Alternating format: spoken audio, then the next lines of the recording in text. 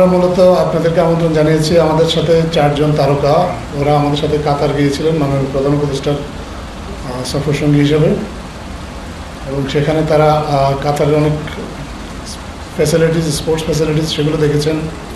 কাতারে যারা ক্রীড়া কর্মকর্তা এবং কাতার ফাউন্ডেশনের কর্মকর্তা তাদের সাথে কথা বলেছেন, স্থানীয় মিডিয়াকে সাক্ষাৎকার দিয়েছেন। তারা তাদের জন্য এটা একটা নতুন এক্সপেরিয়েন্স। আমরা চাচ্ছি যে তারা তাদের যে এক্সপেরিয়েন্সটা সেটা আপনাদের সাথে শেয়ার করবে। এখানে যেহেতু আমাদের অনেক ক্রীড়া সাংবাদিক আছেন, সেটা খুবই আনন্দের সংবাদ, তারা এসেছেন। পাশাপাশি আরও অনেকে আছেন যারা আমাদের প্রধান উপদেষ্টার কার্যালয়কে ফলো করেন। সো আমি শুরুতে আসলে খেলোয়াড়দেরকেই অনুরোধ করব তারা তাদের পরিচয়টা একটু দেবেন আপনাদের সবার সামনে, তারপর একজন একজন করে তারা তাদের অভিজ্ঞতাটা বর্ণনা করবেন। কাতারে তারা কোথায় কী দেখেছেন, কী কথা বলেছেন, এগুলো আপনাদের সবার সামনে বর্ণনা করবেন। জি, ধন্যবাদ। আমি আফিদা খন্দকার, বাংলাদেশ জাতীয় মহিলা ফুটবল দলের অধিনায়ক।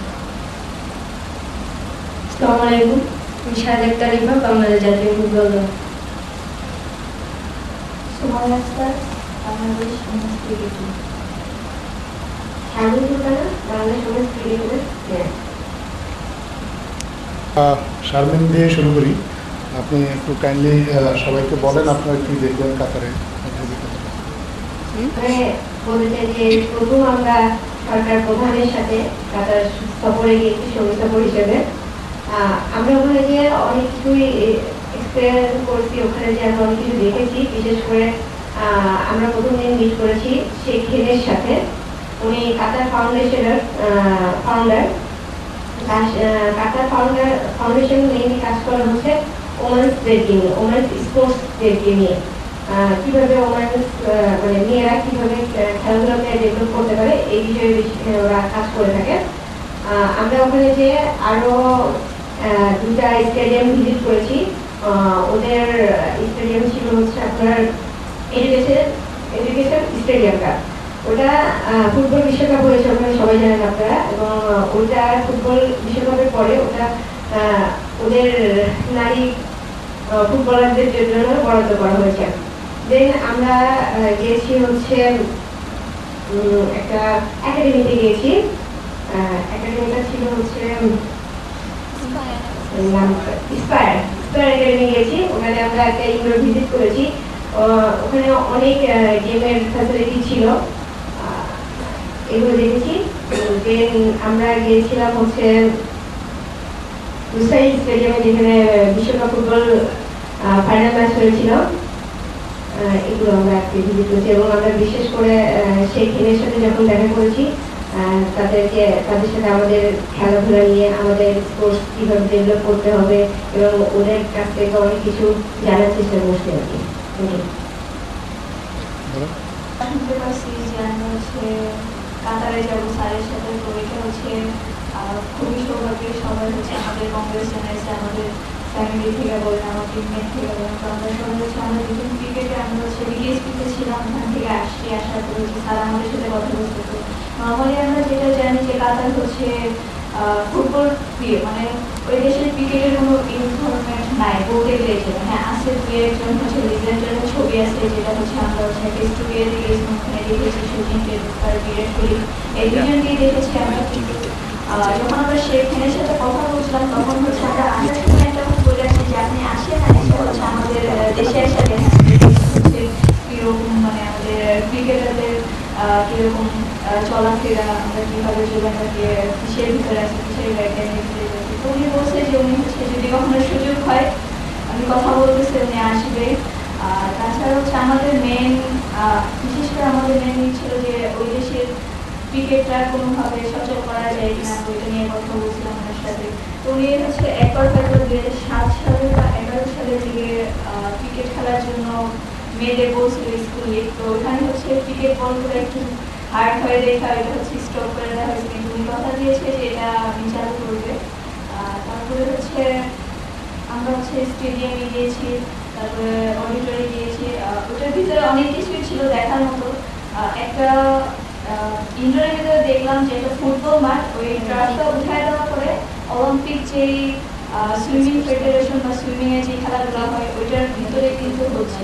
তো হচ্ছে ওরা প্রপার ইউজ করতেছে, যে কতটা আগে গেছে, যে প্রপার ইউজ করতেছে, যে একটা ফুটবল মাঠ ওইটা হচ্ছে পিচ কাভারটা উঠিয়ে দিয়ে ওখানে হচ্ছে সুইমিং, তারপরে হচ্ছে অন্যান্য টেবিল টেনিস, বাস্কেটবল খেলাধুলা হচ্ছে। আর ওখানকার হচ্ছে যে স্টুডেন্টদের দেখলাম যে একটা একাডেমিতে ফুল স্কলারশিপ, আর ওদের মনে হইতেছে যে ওরা এখন মনে হচ্ছে ওরা পড়তে যাবে, ওরা স্কুলে যেতেছে, ওরা বের হইতেছে, ওরা মাঠে যেতেছে, আবার মনে হচ্ছে খাওয়া দাওয়া করবে। তো ওদের কোনো এমন না যে আমাদের দেশে যেরকম 10টা থেকে 2টা পর্যন্ত ক্লাস করা লাগবে, এরকম কোনো বাধ্যবাধকতা ওদের ভিতরে নাই। ওদের মনে হইতেছে যে ওরা এখন যাবে, তাই যাচ্ছে, আসতেছে, নিজেদের ট্রিট করতেছে।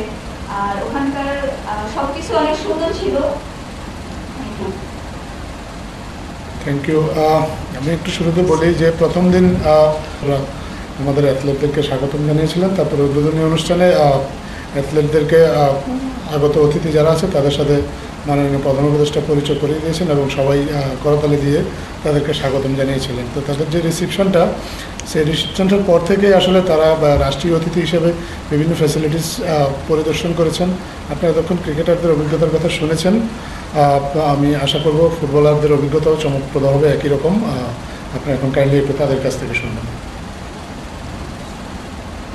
ফার্স্ট টাইম আমরা ক্রীড়াবিদ 4 জন যে প্রধান উপদেষ্টা স্যারের সাথে সঙ্গী হয়েছি। তো অনেক ভালো লাগতেছে যে এখানে যাওয়ার পরে আমরা আপনার একটা প্রোগ্রাম ছিল, সেখানে আমরা কাতার ফাউন্ডেশনের সিওর সাথে আমরা দেখা করি। তিনি আমাদেরকে আশ্বাস দিয়েছেন, আমরা আমাদের সব কথা খুলে বলেছি যে আমাদের কী কী ফ্যাসিলিটিস লাগবে। স্পেশালি আমাদের আমরা যখন ইনজুরি হই, খেলোয়াড়দের একটা আমাদের বাংলাদেশে তেমন একটা ফ্যাসিলিটিস থাকে না। তো ওনারা বলছে যে হচ্ছে এখানে নেইমাররা, রোনালদোরা ইনজুরি বিষয় নিয়ে ওনারা হচ্ছে কাজ করে। নেইমারদের হচ্ছে ইনজুরি যখন হয় তখন ওনারা এখানে আসে হচ্ছে ওনারা ইনজুরি করে। তো এগুলা নিয়ে কথা হয়েছিল যে আমাদের দেশে যেহেতু এত বেশি ফ্যাসিলিটিস না ইনজুরিটা, তো এটা নিয়ে বলা হয়েছে। তো উনি বলছে যে চেষ্টা করবেন যে উনি যেন এই বিষয়গুলো তুলে ধরে তারপর যেন ওনারা যেন কাজ করতে পারে। আর অনেক বিষয় বলা হয়েছে, যেহেতু আমাদের স্পেশালি যে আমাদের মাঠ নাই, মেয়েদের ফুটবলারদের একটা ভালো একটা মাঠ নাই, মাঠের কথাও বলা হয়েছে, অনেক কিছু বলা হয়েছে। তো আমাদের স্পোর্টস নিয়ে আসলে বলা হয়েছে শুধু নট অনলি ফুটবল, সব খেলা নিয়ে সব বিষয়ে যারা অ্যাথলেট আছে সব বিষয়ে বলা হয়েছে। তো তারপরে আমরা ঘুরে দেখি এডুকেশনাল সিটি স্টেডিয়াম, সেখানে হচ্ছে কোয়ার্টার ফাইনাল হয়েছিল রোনালদোর পর্তুগাল ভার্সেস মরক্কো না কোন টিম জানি না শিওর, কিন্তু ফ্রান্সের পর্তুগালের এখানে ম্যাচ হয়েছিল কোয়ার্টার ফাইনাল। সেখানে আমাদের দেখে অনেক ভালো লাগছে যে হচ্ছে ওনাদের ড্রেসিং রুমে ঢুকছি তখন ওনাদের নাম দেখছি। তো অনেক ভালো লাগছে, নতুন একটা এক্সপিরিয়েন্স হয়েছে, অনেক বড় অভিজ্ঞতা। তো তারপরে আমরা হচ্ছে একটা পিএইচডির একটা ছোটো ক্লাবে গেছি, যেহেতু কাতারের ন্যাশনাল টিমের হচ্ছে মেয়ে নাই, ওনাদের ন্যাশনাল টিম নাই। তো আন্ডার 12 থেকে 17 পর্যন্ত ওদের একটা একাডেমি আছে পিএইচডি, সেখানে আমরা ঘুরে দেখি, ওনাদের সাথে একটু আমরা 10 মিনিট মতো খেলি। তো ওরা অনেক ইন্সপায়ার হয়েছে, তো আমাদের অনেক ভালো লাগছে। তারপরে আমরা হচ্ছে গেছি লুসাইল স্টেডিয়ামে। তো লুসাইল স্টেডিয়ামে আপনারা জানেন যে ফাইনাল ম্যাচ হয়েছিল আর্জেন্টিনা ভার্সেস ফ্রান্স। তো এটা তো অনেক বড় ব্যাপার যে ওনারা যেখানে ড্রেসিং রুম শেয়ার করে সেখানে আমরা গেছি, তারপরে অনেক কিছু দেখলাম ওনাদের। তারপরে আমরা হচ্ছে আমাদের ঘুরে দেখানো হয়। তারপরে আমাদের যে এখানে রয়্যাল ফ্যামিলি আছে, রয়্যাল ফ্যামিলিরা যেখানে বসে সেখানে আমাদের ঘুরে দেখানো হয়। এখানে বলে কেউ ঢুকতে পারে না, কিন্তু আমাদের ঢুকতে দিছে, এই জন্য আমরা অনেক খুশি যে ওনাদের এখানে বসে আমরা একটু কিছুক্ষণ মতো আমরা ছবি তুলেছি। তো অনেক ভালো লাগতেছে। তারপরে হচ্ছে আমরা গেছি হচ্ছে অলিম্পিক মিউজিয়ামে, স্পোর্টস মিউজিয়াম। এখানে বিভিন্ন দেশের লিজেন্ডের ছবি, তারপরে ওনাদের জার্সি, এগুলো সব কিছু দেখানো হয়। তো অনেক ভালো লাগছে। স্পেয়ার একাডেমিতে গেছি, এখানে তো ইনডোর আছে, তারপরে আউটডোরও আছে। এখানে বিভিন্ন ধরনের সিস্টেম করে স্পোর্টসের দিয়ে ওনাদের অনেক ফ্যাসিলিটিস আছে। তো সব কিছু ঘুরে দেখি অনেক ভালো লাগছে যে নতুন একটা এক্সপিরিয়েন্স। তো তো আমরা চেষ্টা করেছি যে আমাদের দেশের কথা তুলে ধরার জন্য। ওনারা বলছেন যে, ওনারা আশ্বাস দিয়েছেন যে আমাদের কথাগুলো উনি মনোযোগ দিয়ে শুনছেন, তো আশা করি ভালো কিছু করবেন ওনারা। ধন্যবাদ। সবাই তো কম বেশি সব বললো।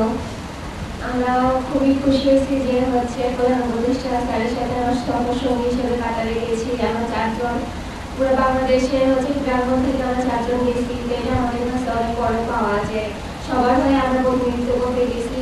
বাংলাদেশ ফুটবলটাকে কাতারের সামনে তুলে ধরা, বা ক্রিকেটটা বাংলাদেশের অল যে খেলাগুলো আছে সেগুলো যেন আমরা তুলে ধরতে পারি। ফুটবল ক্রিকেট মোটামুটি সবাই কম বেশি চিনে, কিন্তু অন্যান্য যে গেমগুলো আছে সেগুলোতে তো ফুটবল আর ক্রিকেট বাদে তো আর কোনো তেমন কেউ চিনে না। তো আমরা এগুলোও বলছি যে অন্যান্য গেমগুলো তেমন আমরা ফ্যাসিলিটিস পাই না, আমরা তো কম বেশি পাইতেছি। তো ওনারা আমাদেরকে আশ্বাস দিচ্ছে যে অবশ্যই আমরা এটা দেখবো, তোমাদের ওখানে যা যা লাগবে আমাদেরকে বলবা, আমরা অবশ্যই চেষ্টা করবো তোমাদের সাথে কাজ করার জন্য। আর আমরা ঘুরে গেছি অনেক কিছুই, এখন বলে তো বলতে পারতেছি না আমরা কত খুশি। আর কাতার আমাদেরকে এত সম্মান দিচ্ছে, এটা আমাদের কাছে অনেক বড় পাওয়া। আমরা শুনছি যে কাতারে যারা যায় তাদেরকে এইভাবে সম্মানিত করা হয় না, তো আমাদের কাছে এটা অনেক বড় পাওয়া যে কাতার আমাদেরকে অনেক সম্মান দিচ্ছে। যেখানেই গেছি সেখানেই অনেক সম্মান দিচ্ছে, সবাই আমাদেরকে অনেক সম্মান দিচ্ছে। ধন্যবাদ।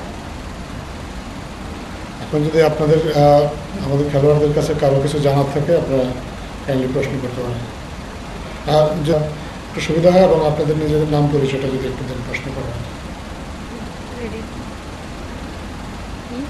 কাছে প্রশ্ন, আমরা কালকে একটা ইন্টারভিউ দেখছিলাম, স্পেশালি আপনার বলছিলেন যে আমাদের প্লেয়াররা কিছুটা বলার সুযোগ সুবিধা নেই। আপনারা বলছেন যে ওই জায়গায় রিহাবের অবস্থা খুবই ভালো, এবং আপনারা একটা দাবি জানিয়েছেন। সেই দাবির প্রেক্ষিতে মানে তারা কি ধরনের সংযোজিত করবে? আসলে রিহাবের ব্যাপারটা বেশি কথা বলছি এই জন্য যে আমাদের বাংলাদেশের রিহাব ফ্যাসিলিটি খুব একটা বেশি ভালো নাই। আর ওখানে যে রিহাব সেন্টারটা আছে, ইনজুরি রিহাব সেন্টারটা, ওটা বিশ্বমানে, এবং বিশ্বের সব বড় বড় খেলোয়াড়রা আসে ওখানে ইনজুরি রিহাবের জন্য। তো আমরা সেই খেলের সাথে কথা বলেছিলাম, তখন তিনি বলেছেন হ্যাঁ যে ইনশাল্লাহ তারা আমাদের জন্য ভালো ফ্যাসিলিটি দেওয়ার চেষ্টা করবে। আমাদের দেশে কোনো ক্রিকেটার, ফুটবলার, মানে যে কোনো প্লেয়াররা ইনজুরি হলে উনি বিষয়ে কথা বলতে এবং উনি নোটটাও করে রাখতে আর কি। আসলে কাতার নিজেরা ক্রিকেট ডেভেলপমেন্টের ক্ষেত্রে, স্পেশালি নারী ক্রিকেট ডেভেলপমেন্টের ক্ষেত্রে বাংলাদেশ থেকে কাতারে এই বিষয়ে কিছু বলেছেন কিনা?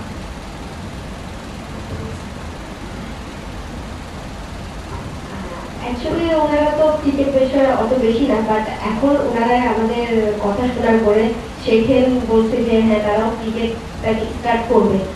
তারা এখন বর্তমানে আপনার ক্রিকেট স্কুল লেভেলে শুরু করেছে। তারা চিন্তা ভাবনা করতেছে যেন নেক্সট লেভেলে যেতে পারে, তারা ইন্টারন্যাশনাল লেভেলে ক্রিকেটকে রিপ্রেজেন্ট করতে পারে। এই জন্য তিনি অনেক উৎসাহী ছিল।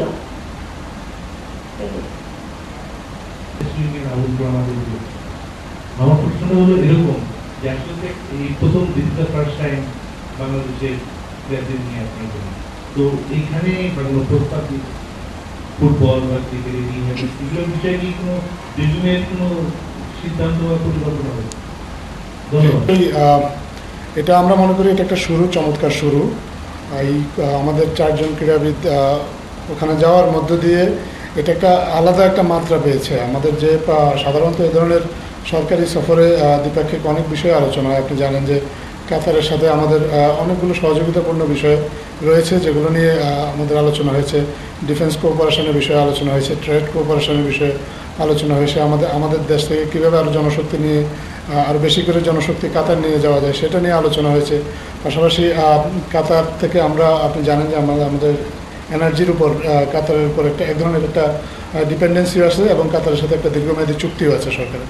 তো এই বিষয়গুলো যখন আলোচনা হচ্ছিল, এর ফাঁকে আসলে আমাদের এই ক্রীড়াবিদরা যদি না যেতেন হয়তো বা স্পোর্টসটা সেভাবে আলোচনায় আসতো না। এখন যেটা হয়েছে যে আমাদের এই ক্রীড়াবিদরা সেই সফরে যাওয়াতে তাদের নিয়ে একটা আলাদা আগ্রহের সৃষ্টি হয়েছে, এবং আলোচনাগুলো তাদের নিয়ে শুরু হয়েছে। তো আমরা মনে করি যে এটা একটা শুরু। মাননীয় প্রধান উপদেষ্টা সরাসরি নিজে কথা বলেছেন কাতারের যারা স্পোর্টস কর্মকর্তা আছে, এবং আপনারা সবাই এটাও জানেন যে কাতার ফাউন্ডেশন আসলে স্পোর্টসের জন্য কতটা বড় ফ্যাক্টর গ্লোবালি। তারা সারা বিশ্বেই আসলে বিশ্বের ক্রীড়াঙ্গনের অনেক ক্ষেত্রে তাদের বিনিয়োগ আছে, এবং আমরা বিশ্বাস করি যে এই সফরের মধ্যে দিয়ে তাদের সাথে যে যোগাযোগটা স্থাপিত হলো, এই যোগাযোগের ধারাবাহিকতায় ভবিষ্যতে আমরা তাদের কাছ থেকে ক্রীড়াক্ষেত্রে অন্তত খুব সিগনিফিক্যান্ট কিছু সহযোগিতা পাবো। তারা অলরেডি কিছু বলেছে, যেগুলো একেবারে স্পেসিফিক হয়তো না, কিন্তু তারা বলেছে যে আমাদের মেয়েদের খেলাধুলার জন্য একটা ডরমিটরি যদি করে দেওয়া যায়, যাতে মেয়েদের ক্রীড়াঙ্গনের যে আবাসিক যে সমস্যাটা, এই সমস্যাটা যাতে সমাধান হয়। মেয়েদের জন্য ডেডিকেটেড কিছু জিমনেশিয়াম তৈরি করে দেওয়া যায় কিনা, এই বিষয়গুলো নিয়ে আলোচনা হয়েছে। তো এই সহযোগিতা কী কী ক্ষেত্রগুলো আছে, মূলত এইগুলো নিয়ে আলোচনা হয়েছে। তারপরে পরবর্তীতে আমাদের যারা কর্মকর্তা পর্যায়ে আমাদের মন্ত্রণালয় থেকে বা দূতাবাস থেকে এগুলো নিয়ে আলোচনা হবে। আস্তে আস্তে আলোচনাগুলো এগিয়ে নিয়ে গেলে আমরা আরও মিনিংফুল কোনো কিছু একটা দেখতে পাবো বলে বিশ্বাস করি। ধন্যবাদ।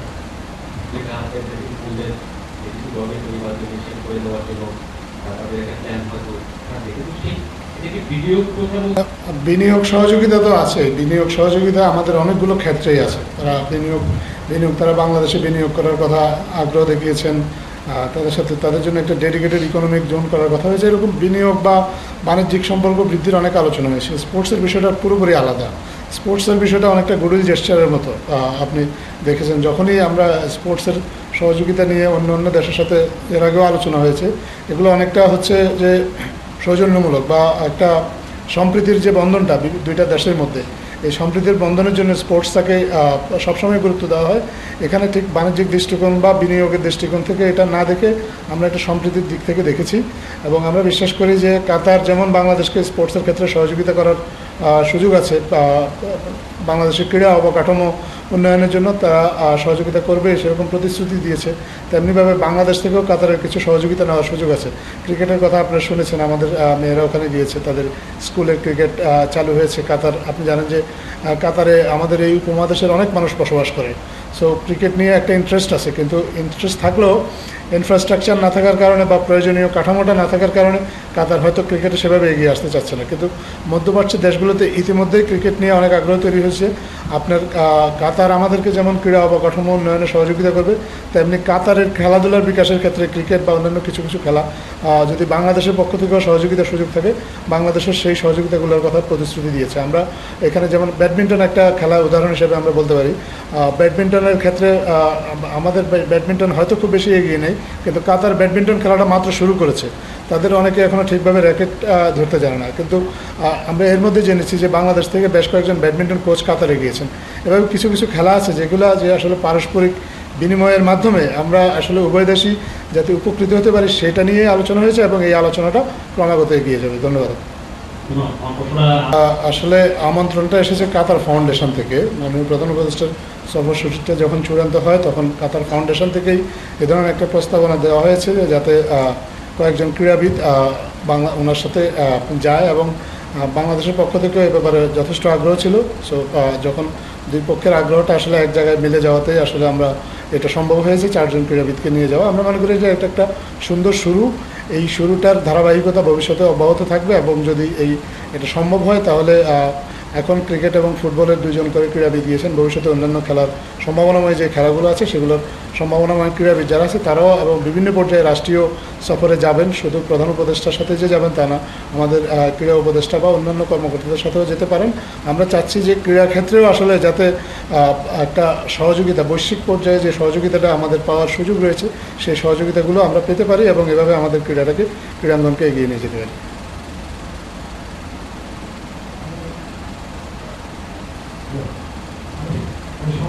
ধন্যবাদ আপনাকে। আপনি যথার্থই বলেছেন।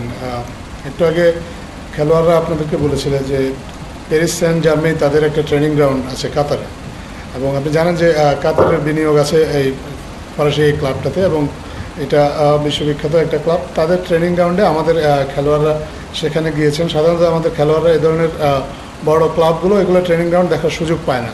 তো এই সফরের মধ্যে দিয়ে সুযোগটা তৈরি হয়েছে, এবং আমরা আমি একটু আগেও এটা বলেছি যে এটা একটা সুন্দর শুরু, আমরা বিশ্বাস করি এই শুরুটা দিয়ে আমরা এগিয়ে নিয়ে যাব। আপনি যে সহযোগিতার ক্ষেত্রগুলোর কথা বলেছেন বা আমরা যেগুলো ভাবছি এগুলো শীঘ্রই হয়তো আনুষ্ঠানিক রূপ নেবে, যাতে করে আমাদের মধ্যে দুই দেশের মধ্যে ক্রীড়া সহযোগিতাটা বৃদ্ধি পায় এবং কাতার ফাউন্ডেশনের সাথেই আনুষ্ঠানিকভাবে কোনো একটা কিছু করা যায়।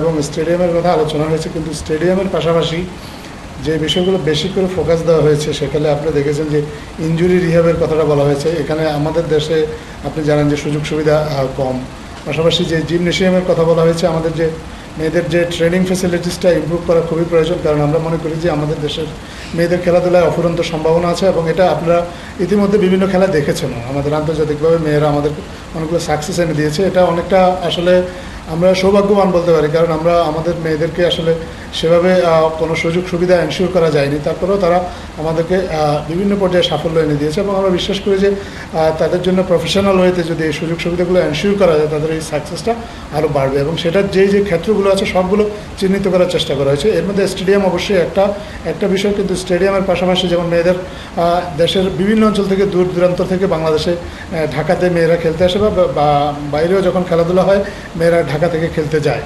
তো ডরমিটরিজ ফ্যাসিলিটিসটা খুবই প্রয়োজন মেয়েদের জন্য, এটা নিয়ে স্পেশালি আলোচনা হয়েছে। পাশাপাশি জিমনেশিয়ামের জন্য আলোচনা হয়েছে এবং ইনজুরি রিহ্যাব এটা নিয়ে আলোচনা হয়েছে। এই তিনটা বিষয়কে স্পেশালি ফোকাস দেওয়া হয়েছে। আর এর সাথে অন্যান্য যে বিষয়গুলো আছে সেগুলো নিয়ে তো আলোচনা হয়েছে। এই আলোচনাটা কন্টিনিউ করবে। আমরা মনে করি যে আলোচনার মাধ্যমে হয়তো সহযোগিতার আরও কিছু ক্ষেত্র চিহ্নিত হবে বা আর একটু বিস্তারিতভাবে যখন আলোচনা হবে তখন হয়তো আমরা আরও ভালোভাবে বুঝতে পারবো যে তারা আসলে কীভাবে আমাদেরকে সহযোগিতা করতে পারবে।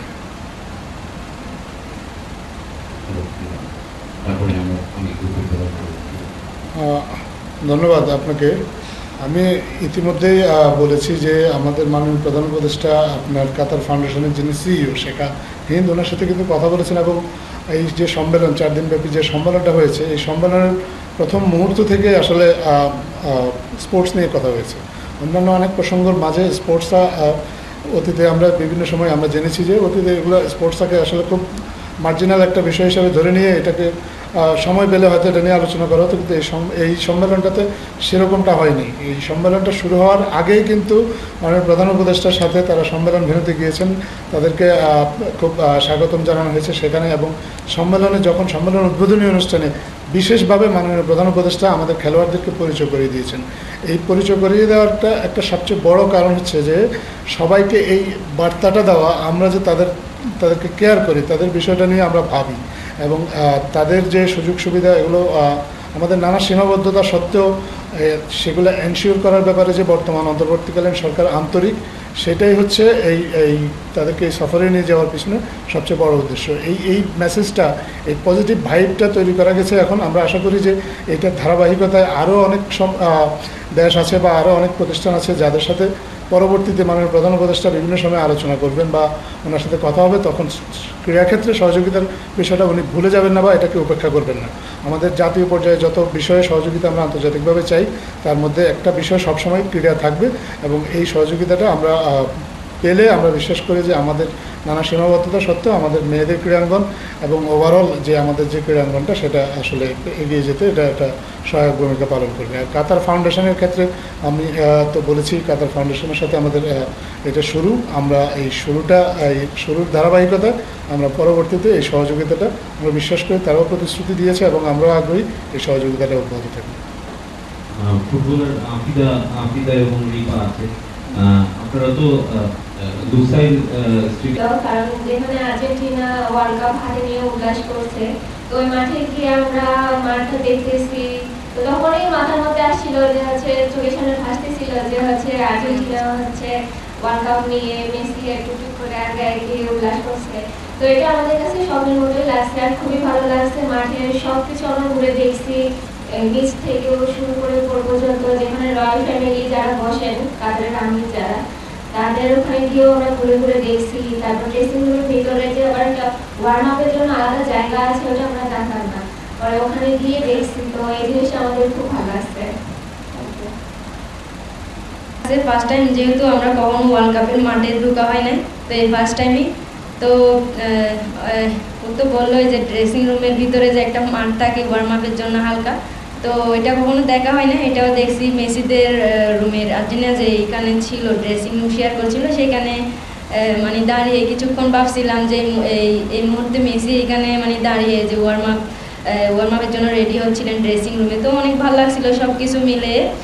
তো মাঠে যখন গেছি ও বললো স্বপ্নের মতো, আসলে স্বপ্নের মতো লাগছিল। অনেকক্ষণ ধরে দাঁড়িয়েছিলাম, ভাবছিলাম, দেখছিলাম। তো অনেক ভালো লাগছে সব কিছু মিলে। আরেকটা হলো যে মাননীয় উপদেষ্টা প্রধান উপদেষ্টার সাথে যখন বাংলাদেশের প্লেয়াররা দেখা করেছিলেন তখন বোধহয় মাননীয় উপদেষ্টা বলেছিলেন যে তোমাদের কি লাগবে তোমরা আমাদেরকে একটা ভিডিও দিও। তো সেটা ওনারা দিয়েছিলেন কিনা বা দিয়েও পুরো ডেভেলপমেন্ট আসছে কিনা ফুটবলারদের? ধন্যবাদ। আমাদের কাতার ফাউন্ডেশনের সাথে সহযোগিতার যে আলোচনাটা হয়েছে এটা আসলে ক্রিকেট কেন্দ্রিক ছিল। ক্রিকেট বোর্ড চাইলে তো অবশ্যই একটা ডরমেটরি তৈরি করতে পারে এবং সেখানে হয়তো আমাদের ক্রিকেটারদের জন্য সুযোগ সুবিধাও তারা এনশিওর করতে পারে, কিন্তু বাংলাদেশের ক্রীড়াঙ্গন শুধু ক্রিকেট না, এর বাইরেও অনেক খেলাধুলা আছে। আমরা চাই না যে আমাদের ক্রীড়াঙ্গনটা বা আমাদের অন্য খেলাগুলো বিভিন্ন সময় আমরা দেখেছি ক্রিকেট নির্ভর হতে, বিশেষ করে ফ্যাসিলিটিজের ক্ষেত্রে। আমরা চাই যে একটা স্বতন্ত্রভাবে আমাদের মেয়েদের জন্য এমন কিছু তৈরি হোক যাতে আমাদের সব খেলার মেয়েরাই আসলে উপকৃত হতে পারে। এই চিন্তা থেকে কাতার ফাউন্ডেশনের সাথে এই ডরমিটরির ব্যাপারে আলোচনা হয়েছে। আর মেয়েদের যে চাহিদা বা তাদের যে চাওয়া তারা প্রধান উপদেষ্টার কাছে তারা দিয়েছেন। আমি এটা এখনই নিশ্চিত করে ঠিক আপনাকে বলতে পারবো না তারা ঠিক কী কী চেয়েছেন এবং সেটার বাস্তবায়নটা কী পর্যায়ে আছেন। এই বিষয়টা আপনারা যদি খেলোয়াড়দের কাছ থেকে পরবর্তীতে আপনার সুযোগ হয় তাহলে জেনে নিলেই সবচেয়ে ভালো হবে। ধন্যবাদ।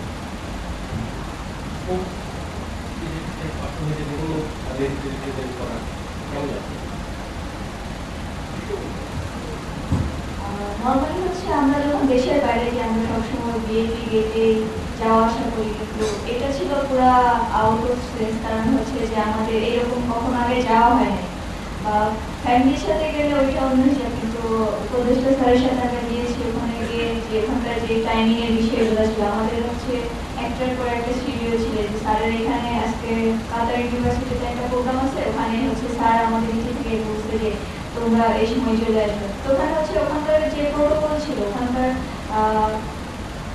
যে এম্বাসি ছিল, এম্বাসির লোক 2-3 আমাদের সাথে ছিল। এখানকার যে স্যাররা ছিল ওনারা আমাদের হেল্প করছে যে কখন কি হবে। তারপর হচ্ছে যখন আমরা যাওয়া হইতো, যাওয়ার পরে দেখা গেল যে স্যার অলরেডি শুরু করে দিচ্ছে বক্তৃতা। তারপর হচ্ছে যে ওখানকার হচ্ছে স্যারের বক্তব্য শোনার জন্য অনেক মানুষ দাঁড়ায় আছে, কিন্তু ওইটার ভিতর থেকে হচ্ছে আমাদের জন্য এক্সট্রা ভাবে যাওয়া কেয়ার করা, ওইটা আসলে বইটা প্রকাশ করার মতো না। আমরা অনেক বেশি খুশি এটাতে। আপনাদের সবাইকে ধন্যবাদ কষ্ট করে আসার জন্য।